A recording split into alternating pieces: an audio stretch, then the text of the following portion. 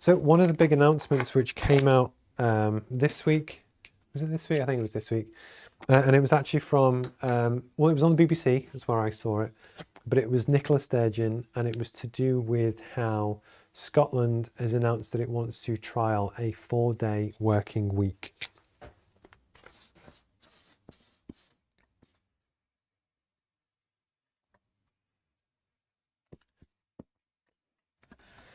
So what was quite funny, and this is going to be really topical because people have different views, and this is just my opinion on it from almost an outsider's kind of point of view. But I don't think it's going to work, and I want to give you the reasons why I don't think it's going to work. But I'm more than open to challenge and comment, and please say in the comments why you disagree, etc. So what I'm going to do is kind of draw out the idea of what was pitched.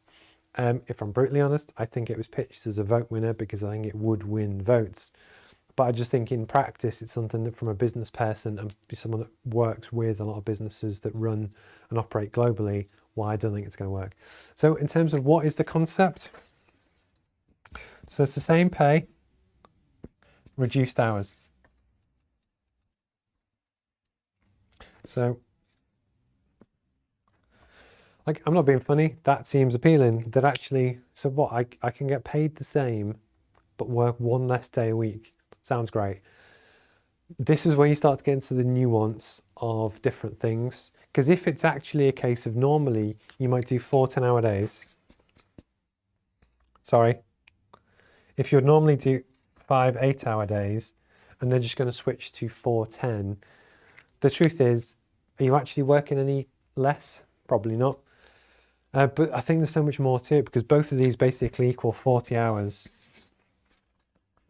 of, in theory, work per week. So the question would be, okay, well, actually, yeah, if I do that and I do those kind of longer shifts, will that mean I get 3-day weekends? And again, the concept of 3-day weekends sounds appealing, but actually, could this really work in the real world? I think the ways that it could work, and I'm going to throw this out there. Hi, Simon, total political stunt to win votes. I agree with you, but I just want to kind of explain why I think it is, because it's obviously a very hot topic, and I'm happy to discuss it. So where do I think this could work? The first one is if you've got a super niche job. So I'm going to pick Simon because he's talking. If you have a brand or a product that people can't get anywhere else, so that could be Shyburns and merchandise, or if you're Ed Sheeran, so only Ed Sheeran can make Ed Sheeran products, or if you're Manchester United or an artist or someone where basically you have something unique that nobody else can get, yes, you might be able to make this work. Because likewise, this also applies to, in say, the tourism industry. Imagine you have a coffee shop and it's right next to Durham Cathedral. Yes, you can open less hours, but the fact is if people want to sit and enjoy coffee next to Durham Cathedral, there's only a certain number of places they can do it. So you've got a niche there. So that kind of could work.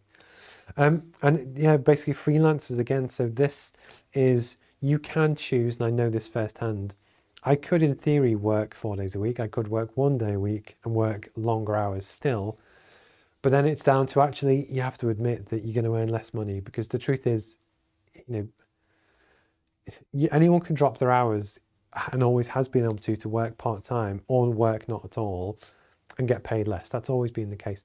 But I think what they're trying to do is sell a dream to say, actually, look, oh yeah, magically Scottish government will mean that through increased productivity, that I think what they were trying to do, and I think the dream of what they were trying to say, is actually to say that you would do 4 8-hour days, and then through increases in productivity, you would actually have the same output. So what they want to do is times that 1.25 to get the same output in terms of you'll be able to produce the same stuff. And yes, on some ways that could happen, but then there's two sides to this as well. Do you really think that we can magically find 25% of extra productivity just magically without working harder based on where we are today? I'm not sure we can. But the other side to it as well is that when we look at the competition, which is what I'm going to jump into, for certain jobs, it's not going to work. Because imagine, for instance, a public sector job, the passport office. So you've got a team of people that work 5 days a week in a passport office. If magically they decide, because actually government is another one that they could force through, do you think the general population is going to be happy that their backlog on work, they have to wait an extra day, that kind of thing, that you find out on Friday that you fly on Sunday and you need a quick turnaround passport, because these things kind of do happen. And you think, oh no, the office is now shut every Friday. There's a lot of practical things that just don't work. And likewise, say for instance, supermarkets. I went to Tesco's last night. So what, are supermarkets only going to work 4 days a week? No, because actually then we're just looking at shift patterns, and it's all these nuances of why I don't think it's going to work. But then what we're going to do is just talk about the competition.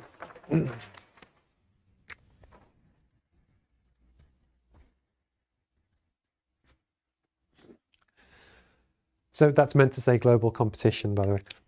But if we're looking, so I'm an engineer and I work with and for a lot of engineering-based businesses that make physical stuff. So a lot of really good businesses, and we pride the UK on making the world's best stuff. And we then send that stuff around the world. So exporting is a really, really, really big thing. So say if we make pens and we make the best pens in the world, if you, for instance, have a manufacturing plant and you're going to make stuff, where you're kind of going to go is that, I'm going to draw this out. If you had a little stick man, I'm going to go back 100 years, and he's got a spade, and he basically has to work his number of hours to then build a big pile of dirt. Fine, okay, it kind of works. If we're looking at how we can increase productivity and efficiency, over time we can make new stuff, so we can make diggers and things that we can automate. And bear in mind, what was it, last week Elon Musk announced the automated robots that Tesla are looking to build. So anyway, so we fast forward, we increase productivity, but now this guy has a digger. And actually, instead of it used to take him 40 hours to do his amount of work with his spade, with the digger, he can now do it in 5. Great, happy days. He's a lot more efficient. And that, in that case, yeah, you could probably drop the person's hours. And arguably, if the company was still making the same amount of product in less time, you could just about justify how you could actually keep that person on at the same wages because you're getting the same output. But the big thing that most people miss, and it's almost naivety, is if people are investing in more automation, guess what? You don't need the person anymore. And this is again where, if we're looking at how businesses can be globally competitive in terms of making stuff, you see it all the time with food factories. If you go back 50 years, it was all very manual. Lots of food factories near where I'm based, heavy automation, and the person now manages the machine to make sure the machine doesn't break down. But the better we get at better quality and maintenance and stuff, the amount of people we actually need to work reduces massively. So again, if you're the business owner and you're looking to create a machine which can generate profit whilst you sleep, and you have this machine that works away for you, yes, you could probably work reduced hours and get the same output, but it's going to actually hurt the lower skilled labourers first, which is really important. But ironically, this is the people that arguably it's meant to help the most. But the thing that I also thought was quite interesting was that I watched a video this morning on Forbes, because I'm posh, but it was on YouTube, and it was in China. There's something called the 996, and I will give someone £100 if they can comment within the next 20 seconds about what 996 is. Actually, I'm going to retract that comment because someone can Google it. Basically, in China, especially in the Chinese tech community, the new standard, and it's now a big problem in China, but the point is it still happens, is that if you want to get a well-paid job in a tech company, but I'm sure it's true across the board, is that they expect you to work basically from 9 till 9, so that's 12 hours a day, 6 days a week. And I did the maths before, so that's 72 hours a week. And this, because of backlash in China with workers and stuff, they've now changed it. And although the law says that they're not allowed to work more than 44 hours a week, same as in the UK, there's so many opt-out clauses. But what's interesting in China is that you have, and this will be true again around the world, imagine you're a Scottish manufacturer and you employ skilled trades and you have access to the best technology in the world and you work 40 hours a week based on the new 4-day system. The people in China have access to the same technology, they just do. They arguably have access to more capital, but we'll park that one. But actually, if you have workforces around the world that are working 80% more hours than what we are, unless you have that defined niche where someone can't copy and do what you do, any form of manufacturing industry is an inherent massive competitive disadvantage against the rest of the world. That although there will be case studies for certain environments when you can drop your hours to 4 days and still get paid the same, and I can see how you might be able to swing that in some instances, but for our core industries, against the rest of the world, we haven't got a chance, because actually it doesn't matter what we do, the other countries will keep working away, working hard. And what you would essentially be doing, especially if it was mandated, which I know it never would be, is you're just making it harder for Scottish companies to be successful if it was almost brought in. Because the other thing that you've also done, even just through announcing it, is starting to get more and more disgruntled employees that want the benefits, they want the 4-day week, they want the improved pay, etc., but they can't have it, because actually if the company decides to go along the automation route, what you're essentially doing is actually getting rid of workers. So the way that companies can make the same amount of profit is through reducing overheads, reducing cost, even if it means that we invest more in productivity, which, although in one case will save people jobs, the truth is it'll actually also get rid of the job. And it was just something that, a lot of people had missed that I'd love to talk about. And if you've got any comments, I'd love to kind of go through. And then actually, the other things, companies have fixed costs. So if you have an office-based company that could be a law firm, a marketing firm, where people can work from home, you could say, well, actually, if you reduce your costs, you can maintain the same productivity. But what I'm talking about here is industry and actually making stuff where you do need a factory, you need a production line, and you have to pay for that, and you pay for the rent and stuff for 24 hours a day, 7 days a week. So if you're only operating it 4 days of 7, it's not going to work. And then likewise, if to make up the other batch of days, so you still operate 7 days a week, you then need more people, and it's making the problem worse. And it's a hard one to tackle. But I'm sorry, but I just think it's a trying to vote win when there's no real way to actually physically pay for it. And then if business owners are encouraged to invest in increasing productivity, again, you need to be careful where that's going to go. That for what Malcolm Gladwell requires, jobs that require art. So anything which involves something that's creative, to react, to use knowledge, to do something different. So this is one that, for instance, you kind of need the skilled person to do that. But the risk is really in your skilled jobs, your skilled jobs, but also your unskilled jobs that could be potentially automated, and that could be via tech or physical stuff or anything else. I think actually in some ways you're then torpedoing your own workforce and population, which isn't great. And then the real thing that it really kind of comes down to is that we've got too many people, which is sad. That basically, 9 billion? You got 9 billion people in the world. The way that society is going in terms of tech and automation and food manufacture and stuff, there's too many people, not enough jobs. And yes, the jobs will change over time, but I don't think for the better. I think if anything, we're going to get bigger wage inequality. And this is what happened in China, that basically you have the middle class, upper class jobs where they work the 996 and they probably even get 80 grand a year to do it. But the other thing that the article talked about is that for these Chinese companies that provide the employment to be competitive at the decent salary, they have to work the hours. So if it was mandated that these Chinese companies work the same European hours or American hours or whatever, they wouldn't be competitive, and therefore they'd go bust.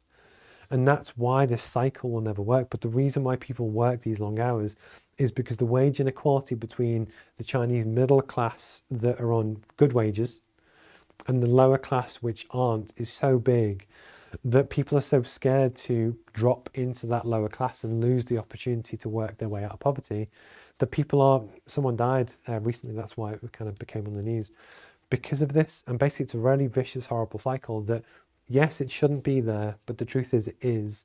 And what I would worry about with things like this, where, people think there's this magical dream of productivity, always put yourself in the shoes of the entrepreneur. that actually take it to extreme, see where it could go, and it could actually end disastrous for a lot of people. So this was just something, because it was topical this week, I wanted to talk about. I'd love to get your comments. I'm just going to jump in. Hi, James. I experienced this in India. I questioned why they didn't use a forklift to load a container, and the business said, yeah, and it's true.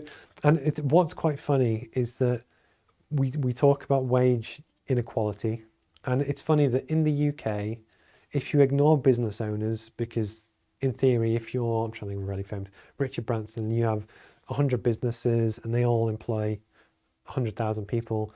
I get how you can become very, very rich. You can become a billionaire through doing stuff like that because they built the machine that scales. That I get it. But if we take owners out of the picture and we look at paid employees, at the top end, again, if you take out some of the bankers or whatever, you're probably talking for 99% of people, maybe 200 grand a year. And our minimum wage in the UK is give or take 18,000.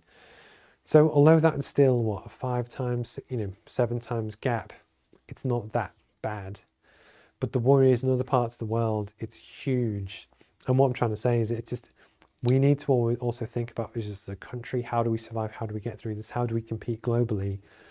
That yes, we need to get smarter, but the problem is we've got too many people. And the fact that at the moment we have 1 million jobs advertised in the UK, that for whatever reason, very political now, but is it because we've got a welfare system that supports people that, we have a lot of people still out of work. They just don't want to do the jobs that we have available. It's a really complicated machine, but just in terms of your own career and in terms of a business problem, what we do on this session is kind of talk about these kind of things. But James, I really appreciate the kind of topic. I'm just going to scan back through. Jonathan, I've just managed to get from a 7-day week to a 6. It's kind of true. And that's also true for me. So I get paid to do my client stuff. Arguably 4 days a week is technically covered by client stuff at the moment. And I do my own stuff, the roadmap stuff around that. But the truth is, on weekends and evenings, I don't do 996 in terms of physical work, bashing stuff out. But I'll be honest, anyone that almost has their own business or whatever, you're always thinking about it. It doesn't matter what you're doing. You might spot something which is inspiration to help you decide what to do next or whatever. And the truth is, again, I'm not going to lie, I want this business to be successful. That I do put in long hours. I do 12-hour days some days, especially Tuesdays when I have my longer kind of classroom sessions.